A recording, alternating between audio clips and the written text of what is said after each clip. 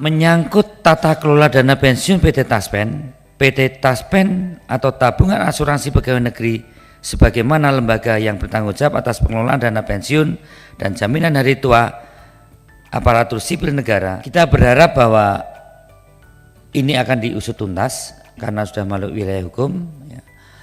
KPK menemukan dugaan aliran dana dari pihak swasta yang terlibat dalam investasi fiktif tersebut di rekening pribadi mantan dirut.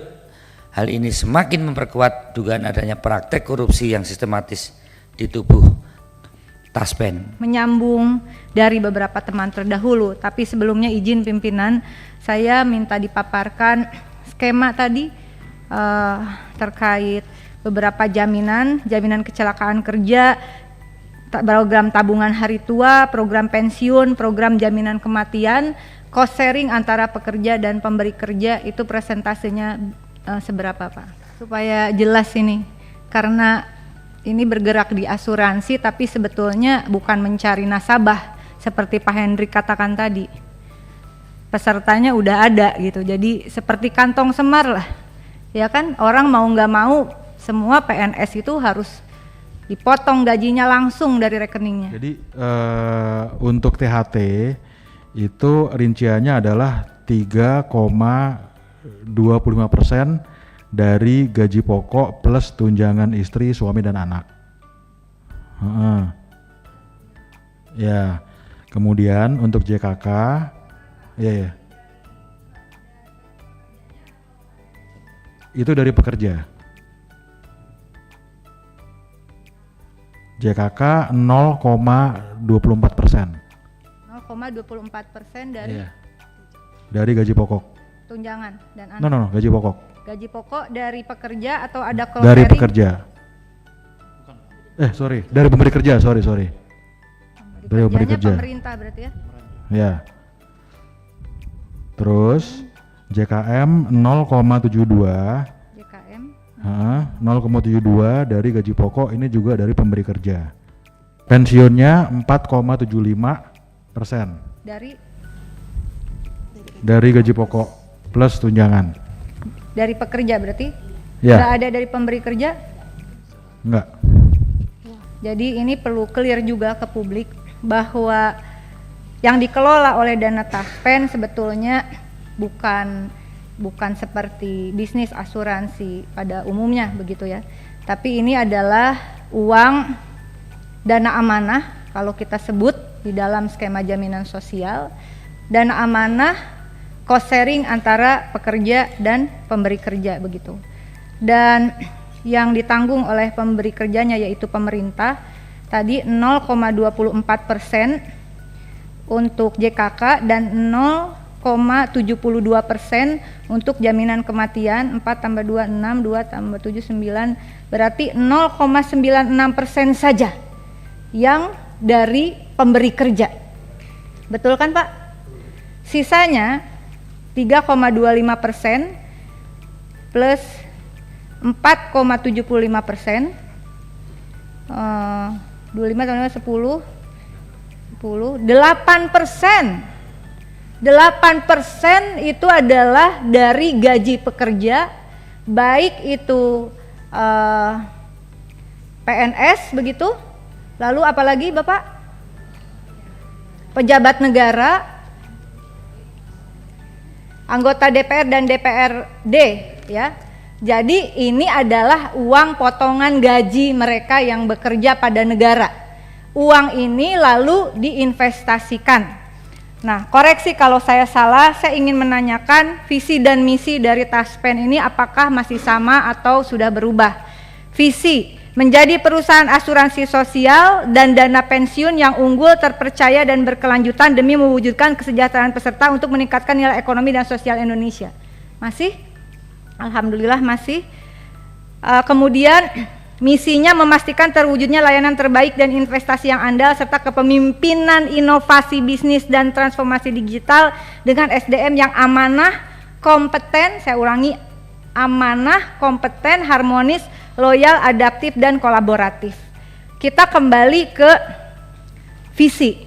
Pimpinan dan anggota izin, ini adalah perusahaan asuransi sosial, bukan asuransi komersial. Betul ya Bapak ya? Asuransi sosial. Artinya sistemnya saja yang untuk seperti komersial, tetapi prinsip di dalamnya adalah asuransi sosial.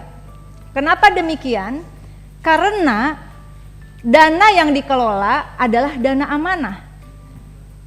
Dana dari para pekerja, bukan seperti asuransi komersial, asuransi swasta yang dia memang orang yang ingin mengasuransikan di luar potongan upahnya, misalnya seperti itu.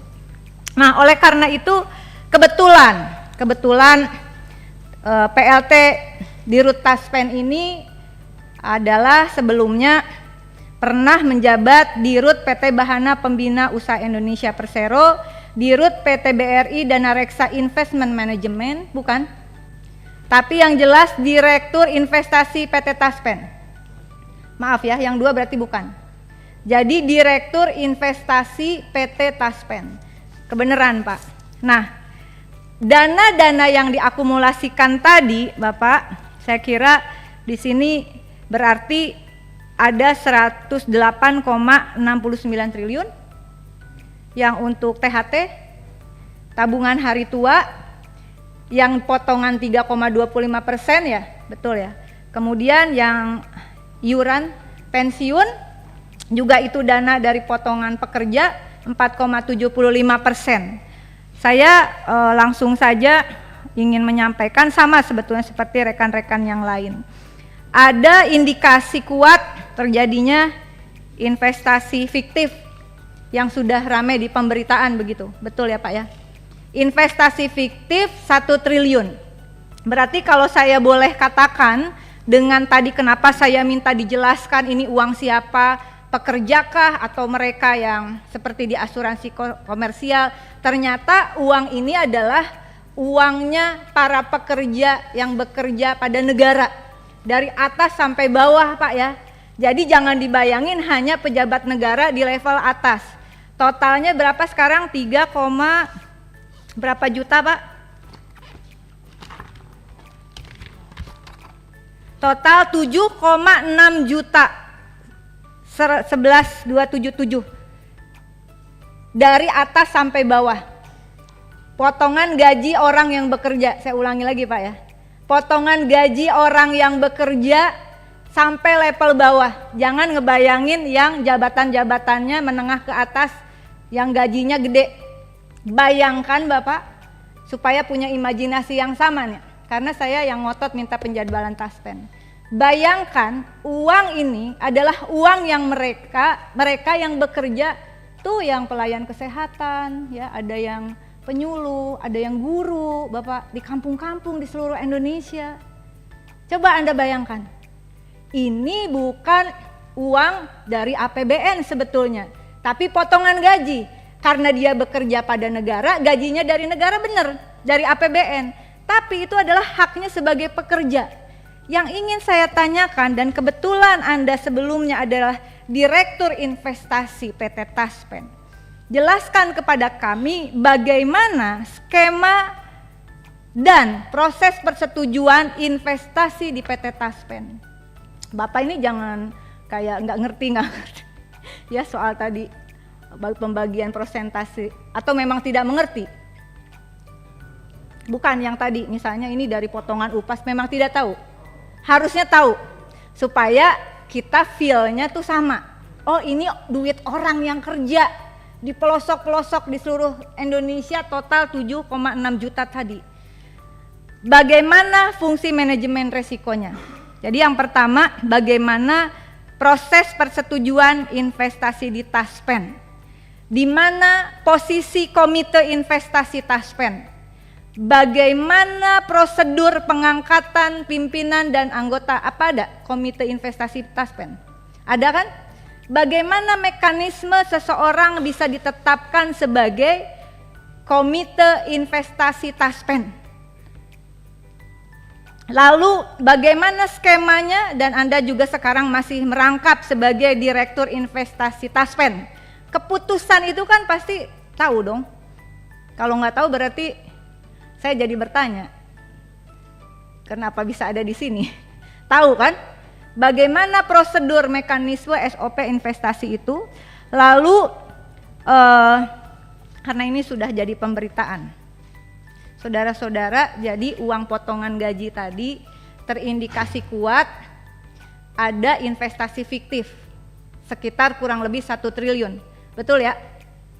Meskipun sekretaris perusahaan pada 3 September 2023 corporate secretary Mardiani Pasaribu masih sudah enggak, udah pensiun. Dia mengatakan tidak ada apa-apa. Tapi kemudian ada indikasi investasi fiktif 1 triliun. Nah, kan orang investasi nih, direkturnya. Apa sih yang dimaksud investasi fiktif? Tolong dong jelasin Pak, paling tidak kepada kami di sini begitu. Nah, dari penelusuran berita yang sudah dilansir oleh media-media yang kredibel saya kira, rekanan Taspen dalam investasi fiktif ini adalah PT Insight Investment Management. Bagaimana prosedur Anda bisa memutuskan menyetujui sebagai direktur investasi? Apakah tidak melalui persetujuan direktur investasi atau tanpa sepengetahuan direktur investasi ke PT Insight Investment Management, dan PT Insight Investment Management ini kemana investasinya? Tadi kan Pak Hendrik sudah menyinggung tuh, ada investasinya, ini juga nanti mohon tertulis Bapak ya, mohon tertulis. Investasinya ini SBN, reksadana, obligasi korporasinya ini apa? Apa obligasi korporasi ya Pak Hendrik ya? Pak Hendrik, jangan seperti makro begini dong, kita juga harus tahu depositonya di mana, sahamnya dan seterusnya dan sebagainya. Nah, apakah PT Insight Investment Management termasuk di dalam struktur investasi yang Bapak jelaskan tadi? Tapi kemana jelasnya begitu? Nah, bagaimana yang terakhir adalah bagaimana dengan mitigasi Taspen agar tidak terjadi hal serupa ke depan. Kebetulan Anda merangkap jabatan PLT, Dirut, dan masih menjabat sebagai direktur investasi. Persoalan asuransi sosial, investasinya juga sesuai dengan tadi misinya, kepemimpinan yang amanah, itu yang paling penting menurut saya. Kita memperjuangkan agar ini dana amanah Pak, kalau kami dalam jaminan sosial, karena ini dalam asuransi sosial bukan komersial, sebenarnya ini dana amanah. Bagaimana mekanisme keputusan investasi itu? Yang terakhir, hasil pemupukan atau investasi itu diberikan kepada siapa? Apakah diberikan nanti dalam perhitungan THT masuk, termasuk pensiun? Apakah kami semua termasuk yang ada di ruangan ini, termasuk teman-teman sekretariat yang PNS yang dipotong tadi total 8% itu yang saudara putuskan investasi, apakah ada akumulasi nanti ketika kami pensiun?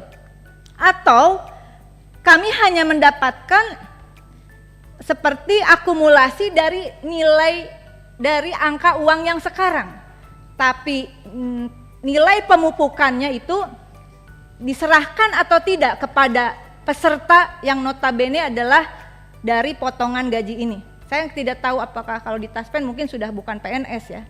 Tetapi kalau asuransi itu kan, kalau kita asuransi komersial, kan sistemnya nih asuransi komersial, hasil pemupukan itu nasabah dapat dong Pak, bener nggak? Nah kalau di Taspen, nasabah dapat nggak? Jangan sampai nanti mereka terutama yang di garda terdepan pelayanan publik kerja dipotong total 8%, ternyata nilainya itu tidak mengikuti hasil investasi dan tidak ada maknanya untuk pensiun dia 20 tahun ke depan misalnya. Nah ini juga perlu kami tanyakan, mohon dijawab. Demikian pimpinan, terima kasih.